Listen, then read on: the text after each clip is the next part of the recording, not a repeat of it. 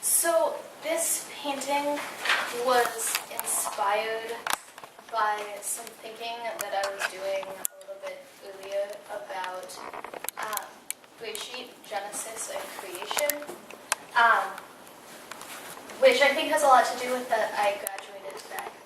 Of places thinking about Bereshit, but I wanted to share one in particular that I don't think other people have access to, which is a source that came from Trans Torah, which is a website devoted to different kinds of Jewish rituals and sources around gender nonconformity and just Jewish religious practice that has to do with gender nonconformity.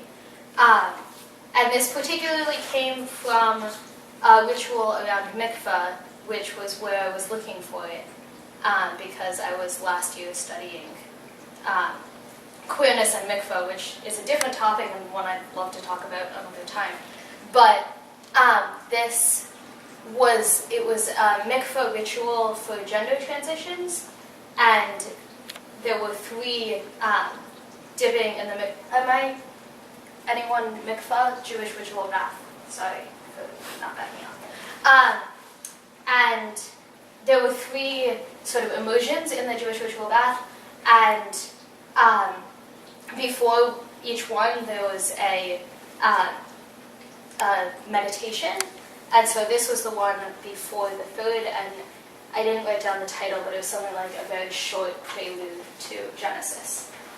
So this is sort of a midrash or a story to fill in the holes of before there was a before, and it's called chapter 0, verse 1. Before God began to create anything, before there was heaven or earth, night or day, good or bad, in or out, up or down, God said, I must create myself. And in the vast limitlessness of her allness, with no borders or boundaries, no direction and no distinctions, in her infinite self, God said, let there be me. Then God stirred and stretched and shrank and strived and sighed and surged until she became who he is. And his isness is who he always was and always will be in the midst of her sacred unfoldings. And God called herself whole, and saw everything that was possible from his radiant wholeness.